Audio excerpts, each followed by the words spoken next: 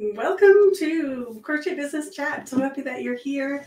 Today we're going to be talking about mistakes that just about every crochet designer makes. So if you are a crochet designer or you're wanting to become one, let's chat about some of the most common mistakes that we see new designers and even experienced designers making. I've compiled a list of 10 mistakes. We're going to talk about them and how to avoid them. So welcome to Crochet Business Chat. So happy to have you here. If you don't already know me, my name is Pamela Grice, the crochetpreneur, and I am on a mission to help 100,000 crocheters find financial freedom through crochet.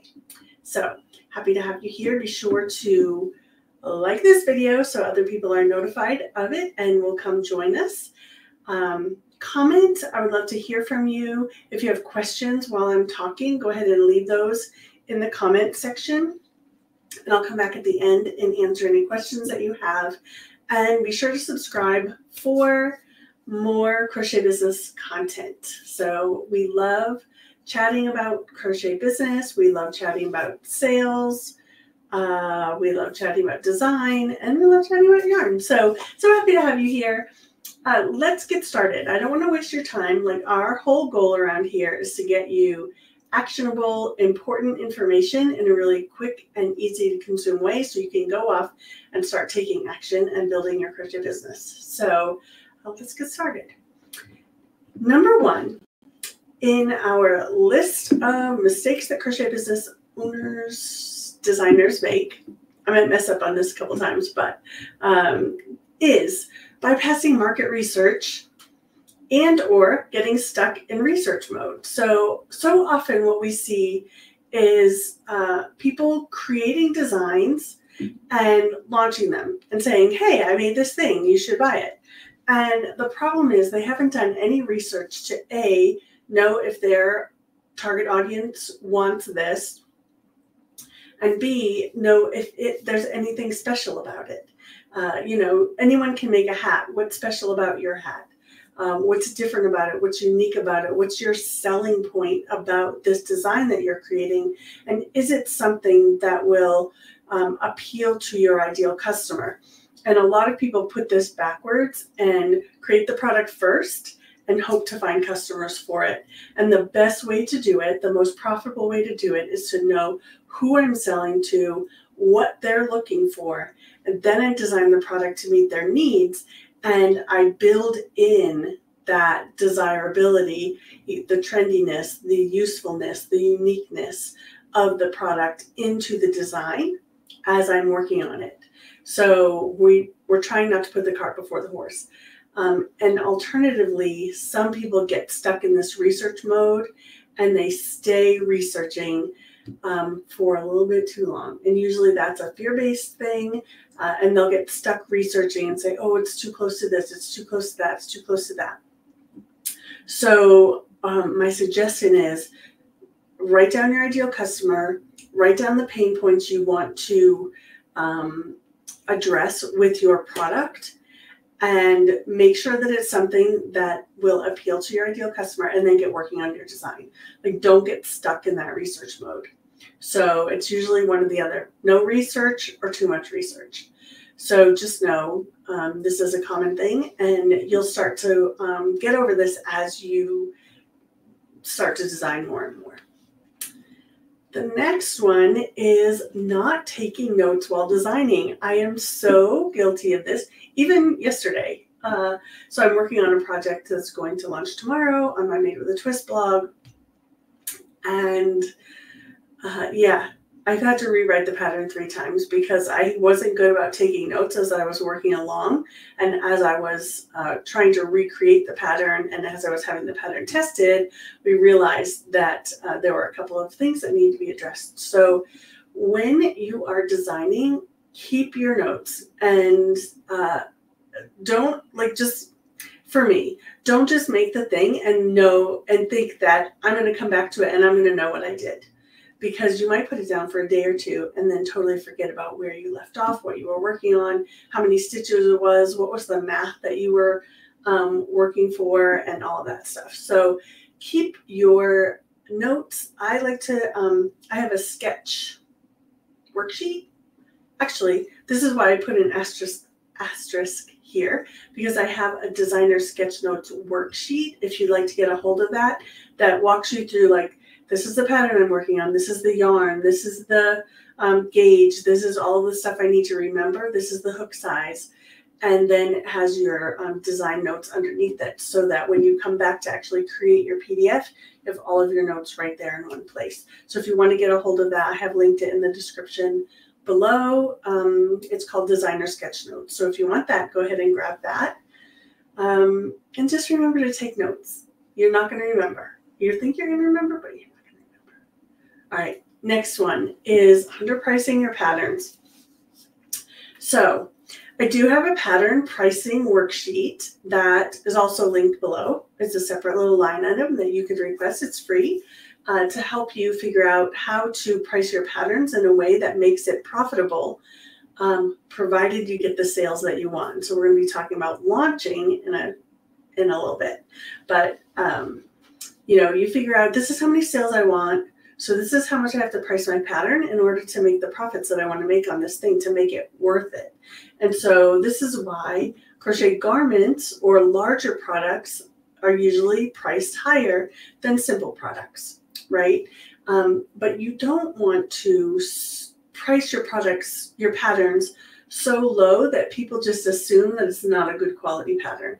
So if I'm on Etsy or if I'm on Ravelry and I'm looking for a particular design, and I see three things that are kind of similar, and one's $6, one's $5, and one's $3.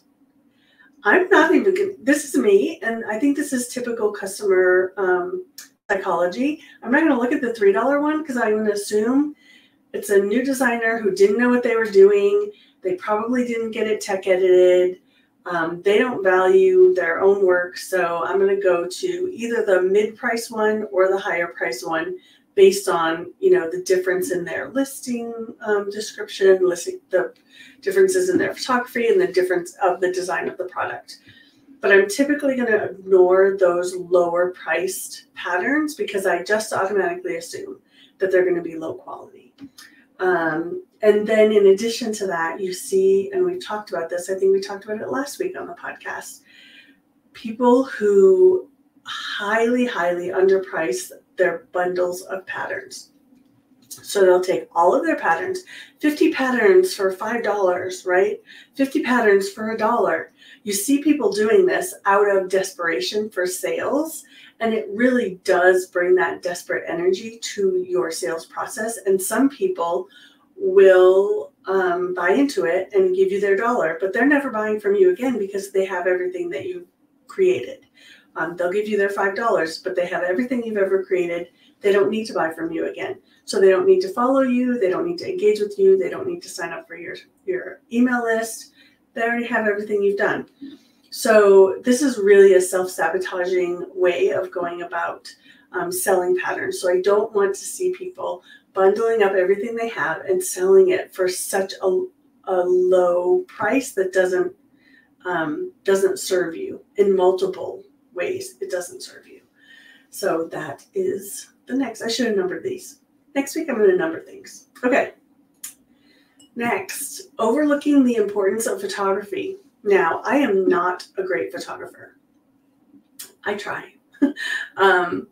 But I do understand that lighting, clarity, correct colors, the way that you show the textures of your designs, all of those things are going to play into you selling your product. I want you to notice anything that goes viral on the internet as far as crochet patterns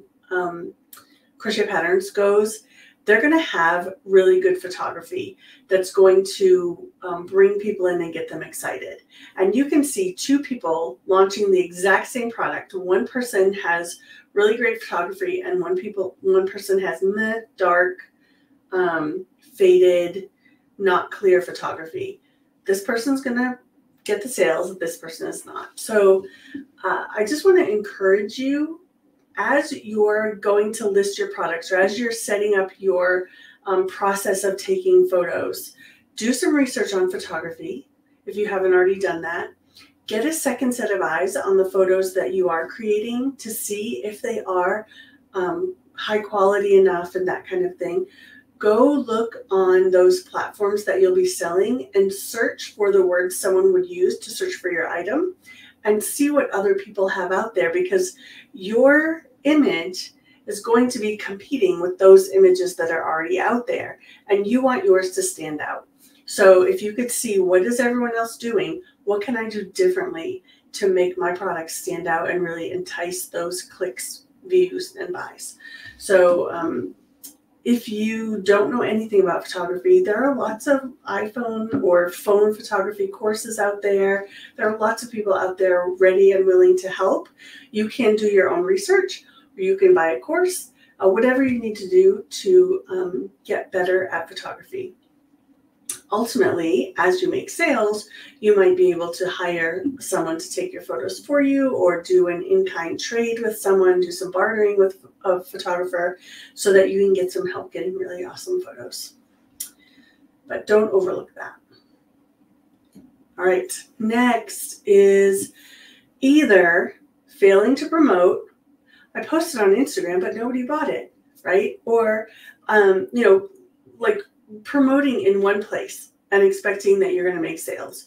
Promoting only to your own audience and expecting you're going to make sales. If you're a new designer, simply putting it on your Facebook page is not going to make you the sales that you need. So you need to come up with a comprehensive pattern launch plan that promotes to your audience, to other people's audiences, and really gets the word out there on multiple platforms. So if you need help with this, I do have the best the best pattern launch plan ever is a free download that you can get your hands on, again, using the link in the description below. So, I specialize in creating resources for crochet business owners. So I have a lot of different resources in this realm that you can access to make it easier to get your patterns written properly and getting them out in the right way. Not right, in a way that converts, in a way that makes you sales. So, and the other problem here is over promotion. So a lot of people, if you go to their social media, or you go to their Facebook, you go to their Instagram, and every single post is a sales post. I designed this, go buy this pattern. I designed this, go buy this pattern. I designed this, go buy this pattern. That will get your audience bored and feeling like you're simply using them and you're not giving anything back. You're not saying like, you're not providing them encouraging content. You're not providing them educational content. All you're doing is asking for the sale. And if you're constantly only asking for the sale, your customers are going to bolt. Because they want more than that from you. And especially, I think now, people really want more than that from you. So develop a social media plan that really speaks to people. And I would say like a 3-to-1 ratio, like 3 pieces of content that are not sales at all. Like you could give them something for free. You could share an encouraging meme or a quote or something like that. You can share other people's patterns. You can share roundup posts. You can share your favorite products, those kinds of things. And these can have affiliate links and that kind of stuff, but then promote your own thing, right? So we're trying to give, and then make the ask. And that is typically a strategy that works for people. So failing to promote, over promoting, 2 issues. All right, next is, this can be controversial because there are some people who are like, I don't have any but other eyes on my pattern before I launch it. And I've done this to my own detriment in the past, and don't suggest it. Do not suggest. So what I do suggest, and what I think is industry standard, is to get other people's eyes on your PDF before you get it out into the world. And that means having other people work up your pattern by going through a pattern testing process. having people take a look at it, give you feedback, see if their finished product comes out to look the way that the pattern is supposed to look when it is a finished product. And then having a tech editor who is, someone who's a professional tech editor, get their eyes on your pattern and tell you, are there any inconsistencies? Are there any sort of grammar issues? Are there any standardization issues that are glaring issues in your pattern that are going to cause confusion for your customers? So this person is super detail oriented, and it's good to go through and make sure all your T's are crossed and your I's are dotted, all your commas are in the right place, and all of your abbreviations are correct, and your math is right, and all of that's really super important. Now, I don't use a tech editor for my simple patterns. Usually pattern testing is enough, but if I were doing garments or larger projects, Ami for sure, I would definitely be using a tech editor. So do it. Yes, it costs money, but you can build that cost into your business, right? It's part of your business model. You build that in and you make the money back with your sales. Okay, so along those similar lines, the next issue that we see is designers ignoring pattern standards. So they're creating a written pattern that is outside the norm for the way that patterns are written. It confuses the customers. It will cause lots of customer service issues. They're using abbreviations that are just made up. They're using sizing that they just pulled out of a hat, right? So if you don't know what those pattern standards are, you can go look at the Craft Yarn Council. Sorry, I forgot my words. Craft Yarn Council website. They have a standards PDF that you can just download for free. And if I don't forget, I will link it in the description below as well. I don't have it there right now, but you can get your hands on the Craft Yarn Council crochet industry standards, and that will be a real great basis for as you're working on your pattern, getting everything correct and standardized. Next is creating incomplete or uninspiring listing descriptions. This happens a lot. So I think, like, we're crochet designers, right? We're not writers. We're not professional copywriters. And a lot of times you'll go into people's product descriptions or their pattern description listings on Ravelry or on Etsy, and it doesn't have the complete information. Like, I don't know what kind of yarn size this is. Like, I want to know what yarn size it is before I buy the pattern, because I want it to be in the yarn size I want to use. The listing is just so like fact-based that it's boring to read. Nothing sticks, nothing inspires me to purchase. And so going through your listings and ensuring that as soon as you start your product listing, not only is it SEO optimized, meaning people will find your listing and search based on the keywords that you're using, but it's inspirational. It helps them to feel something. It helps them to see what's special about your design. Why do they want it? How are they going to feel after they finish this project? Or how are they going to feel as they're working through it? If you specialize in sort of meditative patterns, let them know that in your description so that they know why they want to get a hold of your design. And then be sure to include all of the things they want to know. So they're going to want to know, what language is this in? What terms are you using? What size hook am I going to need? What size yarn is this? What stitches do I need to know? Those sorts of things you can include right there in your pattern.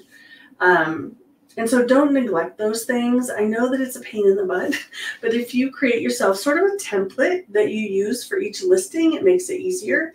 And then I like to use AI to help me come up with interesting, like, beginning paragraphs of my description. Basically what I'll do is I'll say, hey, ChatGPT, this is what I'm selling. I have a pattern.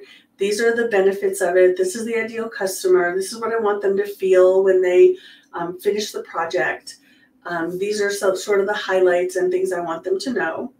And can you please like write me 1 or 2 paragraphs about this? And it'll spit something out, and then I'll edit that up to make it sound more like me, or I'll take things out. Sometimes they use words that I don't like or whatever. But it gives you a good sort of beginning draft of what you might use. If you want help creating your descriptions, I do have, and I haven't linked it yet at the time of this, but I'll put it in there in a little bit, called the Product Description Blueprint. And it can help you write your product descriptions in a way that will be really compelling for your customers. So if you are here live, I'll get it in there shortly, or if you're watching the replay, it should be in there for you down in the description. So yeah, have inspiring listing descriptions. If you're not excited about your design, your customers won't be excited either. So I like to think of it as writing for the J. Peterman catalog. Any of you who are Seinfeld fans will know what I'm talking about. So Elaine wrote for the J. Peterman catalog, and they always use sort of flowery language, but it took you to another place. It helped you to feel what you would feel when you're wearing this, I don't know, this hat or this hiking jacket or whatever. So just consider that as you are writing your descriptions. All right, next is not leveraging consumer-generated content. So your customers, they'll give you reviews. They'll give you photos of what they're working on. They'll create project thingies in Ravelry. They'll post on social media. Anytime they tag you, ask them, is it okay if I reshare this? Or ask them, can I use this as a social media post and I'll tag you in it? Or, you know, whatever, create something on your website where you can, you know, add their completed projects to your blog posts if you want to. But leverage that consumer-generated content so you build that social proof that A, the pattern will come out the way that it's supposed to come out, and B, people love this. So if other people love it, you'll love it too. You want to create that sense of trust, and having other people share their content about your pattern is what's one way to help build that trust. So leverage that content. Next, and finally, is this big one. This is a biggie. We've done lots of podcasts about dealing with your fear and dealing with your stuck places. But giving into fear and comparison. So when you give into fear, you just get stuck. And when you give into comparison, not only are you stuck, but you're disheartened as well. And that place is going to keep you not moving forward in your business. And I really think that we need to be cautious about how often we're looking at what other designers are doing.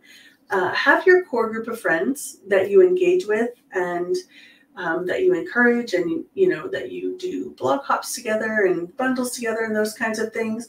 But if you're constantly looking at what other designers are doing and using that to beat yourself up, to say, oh, I'm not as popular as so-and-so, and oh, people don't engage with my posts the way that they do with so-and-so. Oh, why did she get sponsored by whoever?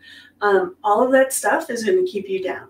So I really want you to take control of your emotional life, can take control of your thought life, and take control of your behaviors around this comparison and fear, and really step into your role as CEO to say, like, I needed to do me, I need to do my thing, and I need to take action. And sometimes it's really scary, but I really want to encourage you to do it so that you don't get stuck. And I keep seeing more and more people shutting down their design businesses, and I just don't want that for you. So you have to be able to get over fear and comparison in order to move forward and actually make the money that you want to make. So those are the top 10 mistakes that I see crochet designers making. If you would like to hear more about sort of the secrets behind profitable crochet designers and business owners, go ahead and register for my masterclass, 7 Secrets of Profit-Making Crochetpreneurs. Link is down in the description, and I'd love to have you join us. I'm starting to lose my voice. And then grab your free downloads. Remember, there's the pattern pricing worksheet, the pattern launch plan, the designer sketch notes, the product description blueprint. All of that will be down in the description, and you can click on those, any of those that you need, and more. If you want to just go to crochetpreneur.com/everything, you'll find all of my freebies over there for you if you're interested. So let's go check out your comments and see if you have any questions. I see some friends here this morning. Hello, hello, hello. Happy to see you. Let's see, working on a test pattern for Crochet Foundry. That is fun. Working on a batch of custom orders. Hope everyone's doing well. Yay. Awesome. I am working on some Christmas designs. I feel like I'm a month or two late with my Christmas designs, but I just, it's snowing outside right now, and I just got inspired. So that's what we're going to be doing. If you have any questions, whether you're watching now live or you're watching on the replay, go ahead and leave them in the description, and I will come back and answer those for you. I am probably going to hop off pretty quick now because I'm losing my voice, and I don't like when that happens. And so I'm going to probably let you go since I don't see any questions there. Thank you for joining us for Crochet Business Chat. Be sure to join us over on Facebook, Instagram, all the places. We'd love to have you, and let me know if you have any questions. I'll be happy to help, and I'll see you next Monday for Crochet Business Chat. See you later. Bye, friends.